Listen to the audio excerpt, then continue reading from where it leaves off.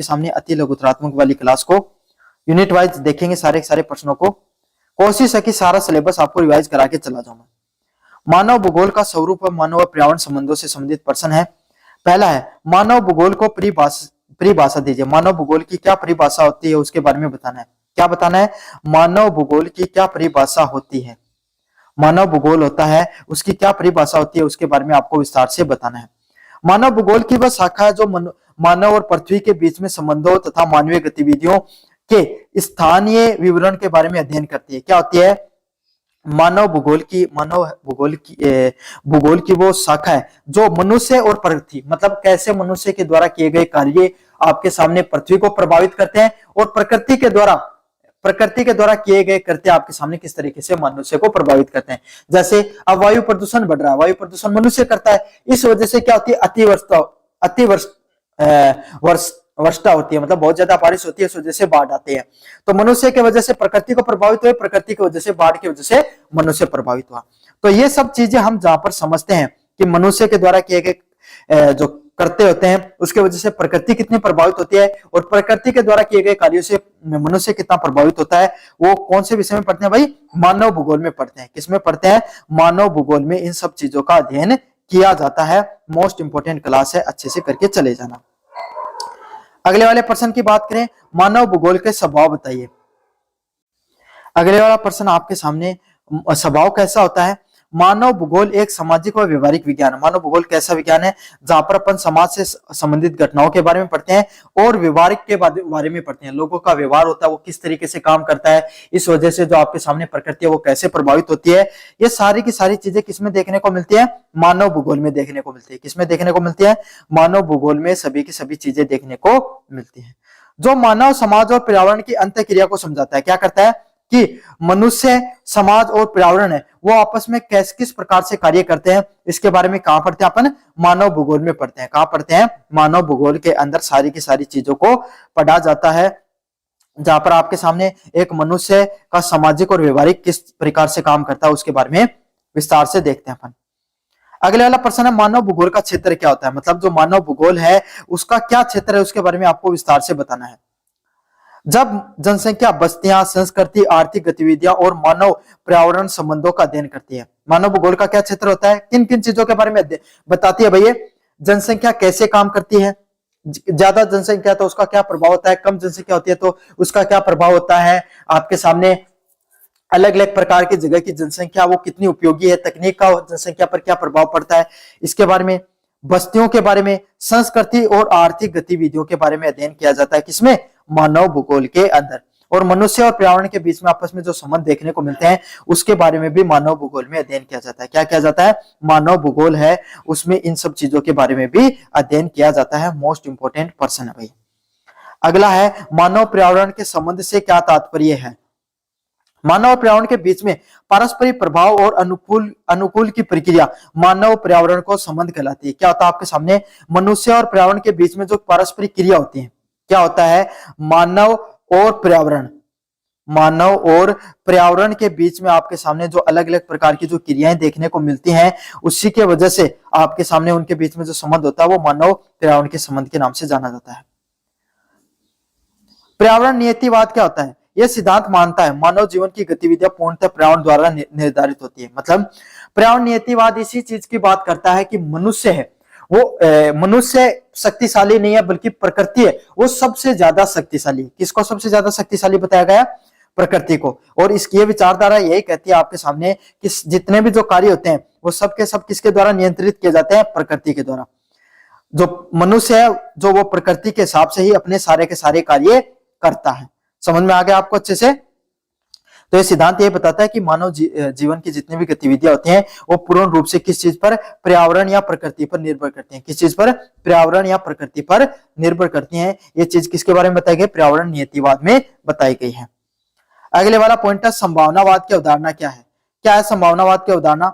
इसके अनुसार पर्यावरण संभावनाएं देता है पर मानव अपनी बुद्धि और उसका चयन करता है।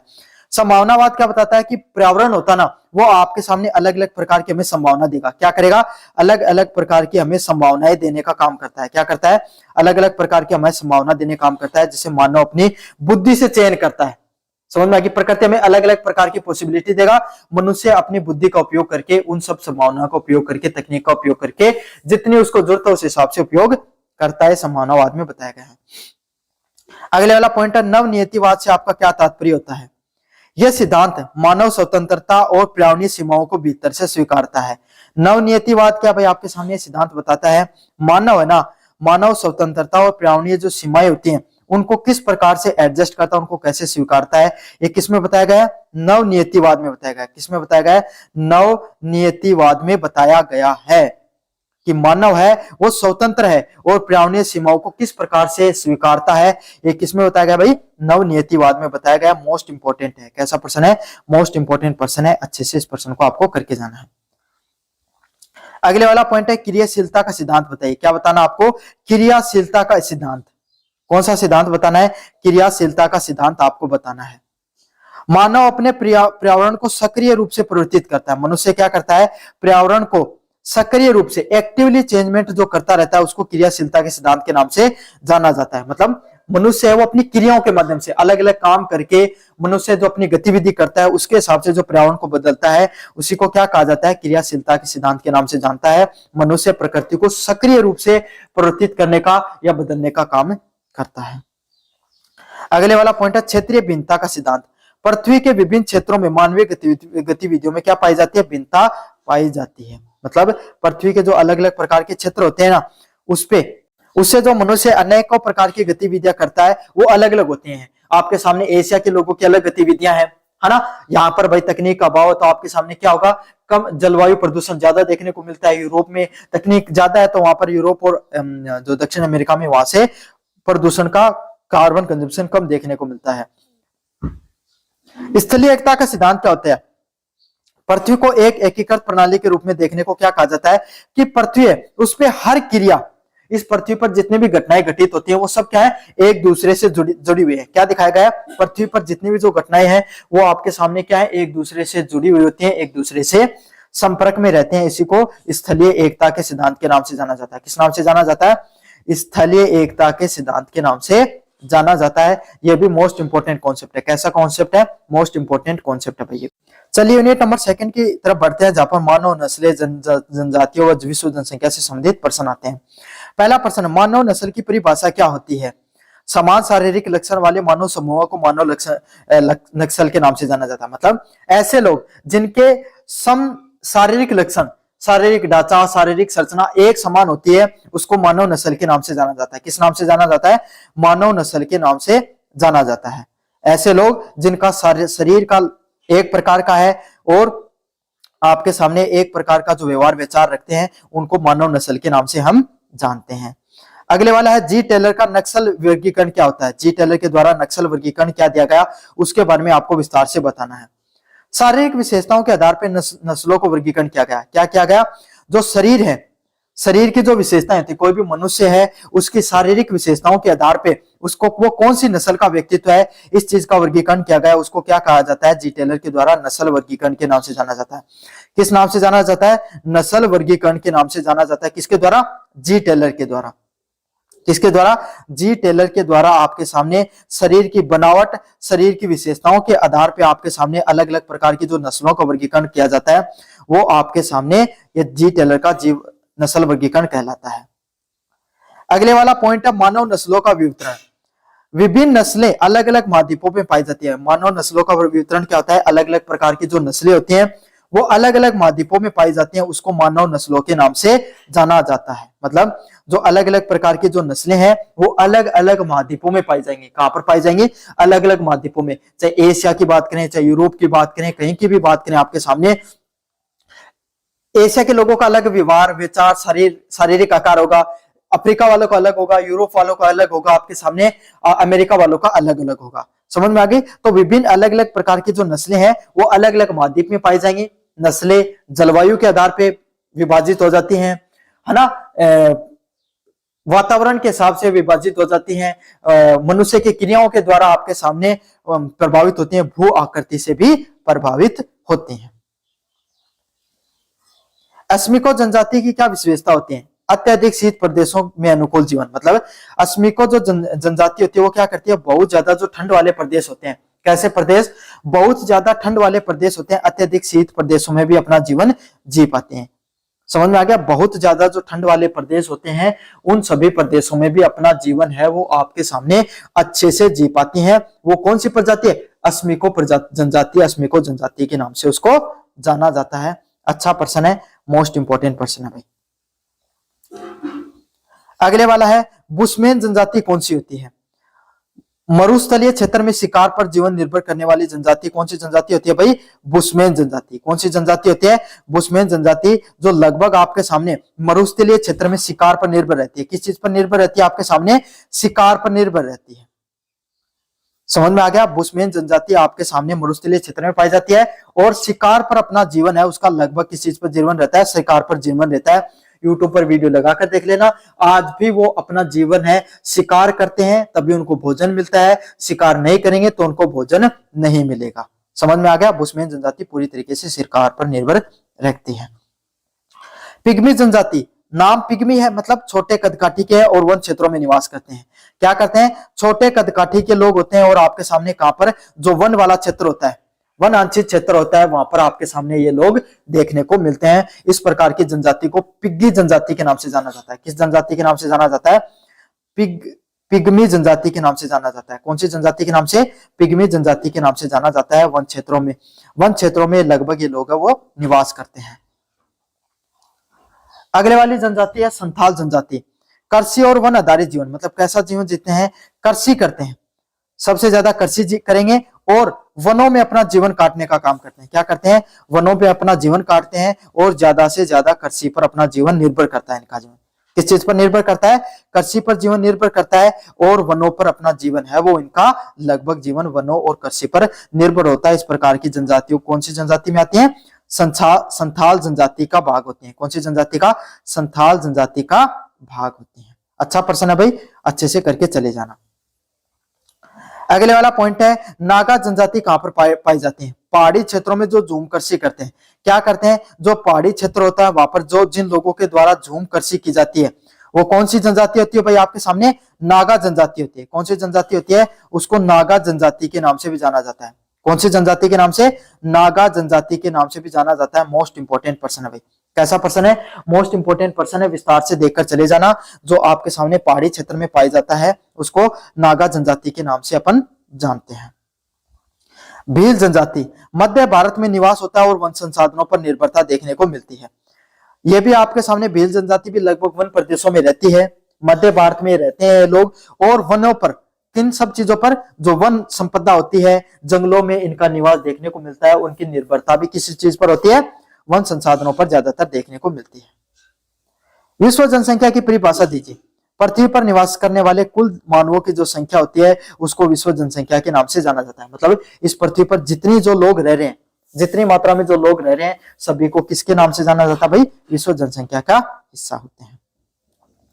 चलिए यूनिट फर्स्ट और सेकंड को अपन वेरी शॉर्ट टाइप क्वेश्चन को देख लिया। यूनिट थर्ड के प्रश्नों को देखें। प्रवासन, जनसंख्या और संसाधन का विकास क्या होता है? पहला पॉइंट है प्रवासन की परिभाषा क्या होती है? स्थायी व अस्थायी रूप से आपके सामने स्थान परिवर्तित करने वाले लोगों को प्रवासन कहा जाता है।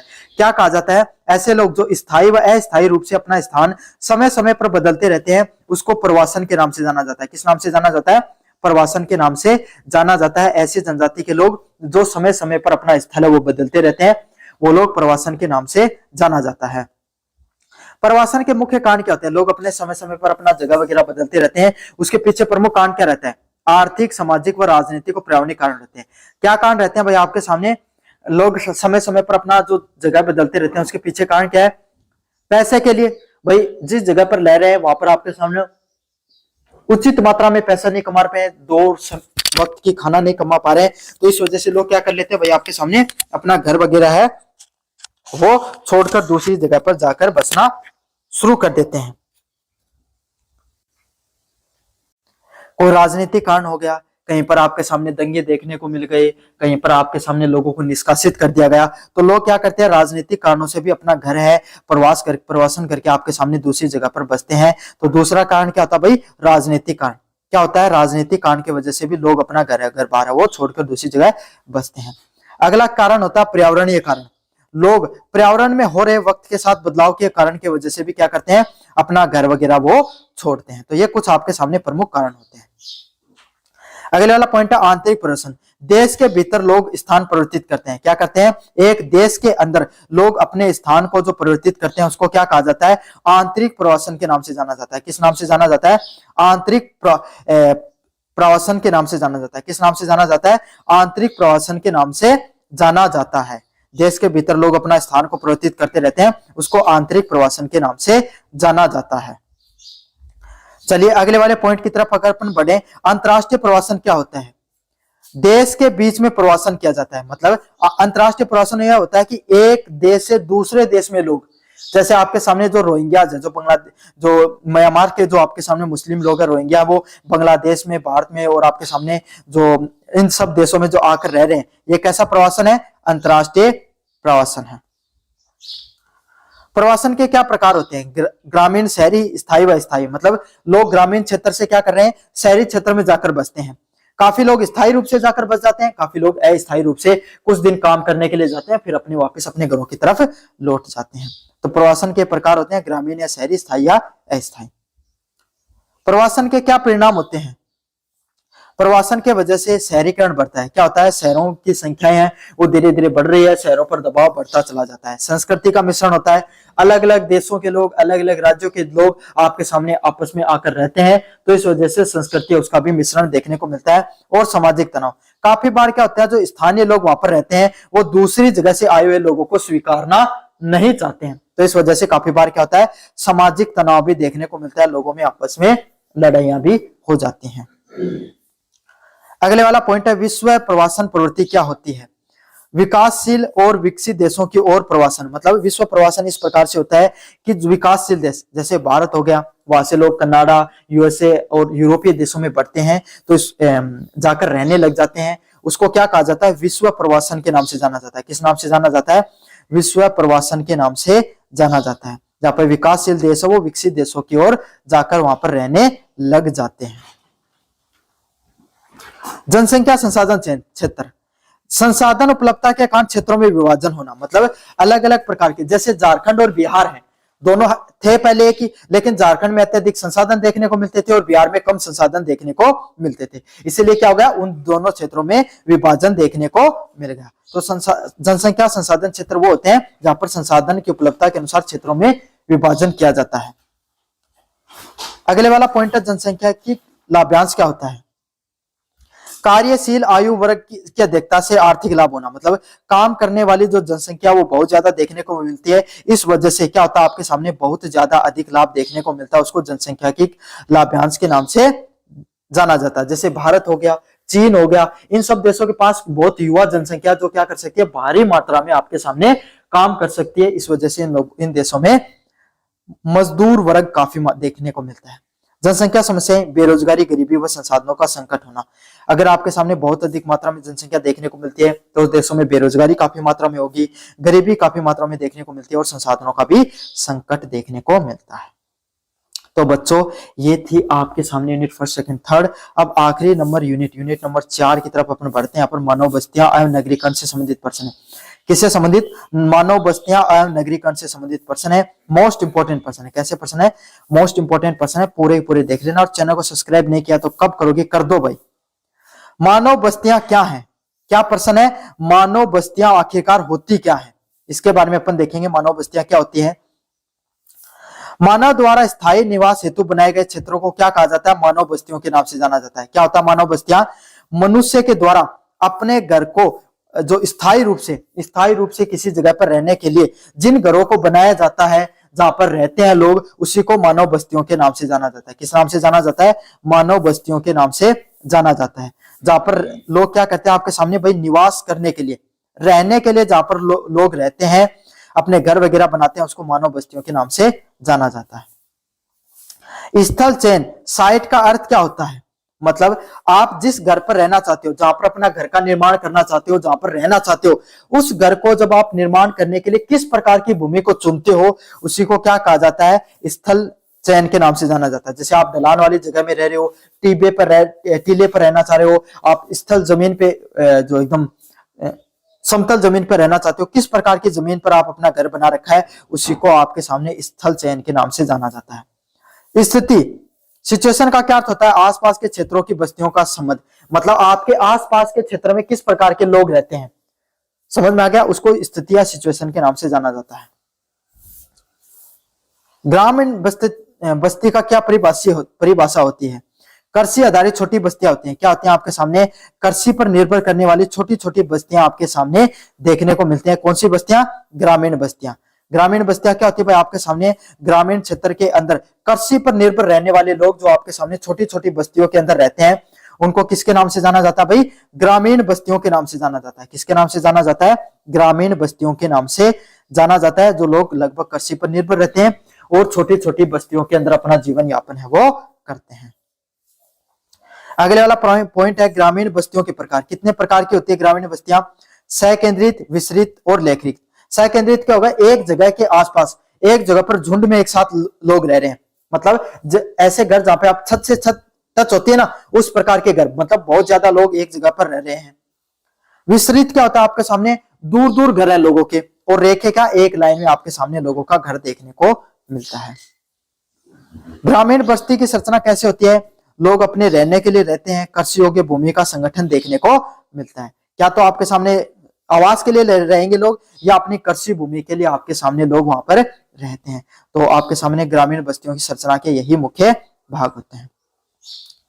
नगरीय शहरीय बस्तियों में क्या क्या होता है? गैर कृषि गतिविधियां होती हैं पर आधारित बड़ी बस्तियां, मतलब कृषि तो करनी ही नहीं पड़ती लोगों को, तो क्या पास पास में घर बना रखे हैं और आपके सामने छोटी सी भूमि में आपके सामने बहुत ऊंचे ऊंचे घरों का निर्माण, मल्टी जो कॉम्प्लेक्स टाइप के घरों को बना दिया जाता है। नगरीय बस्तियां का आकार किस प्रकार से होता है? आकार में बड़ी होंगी और कार्यों का आधार पे क्या होंगे? बड़ी बड़ी बस्तियां, आकार में बड़ी बस्तियां होंगी और कार्य अलग, जैसे कार्य की जरूरत होती है वैसे लोग अपने घर का निर्माण करते हैं। नगरीय आकृति विज्ञान क्या होती है?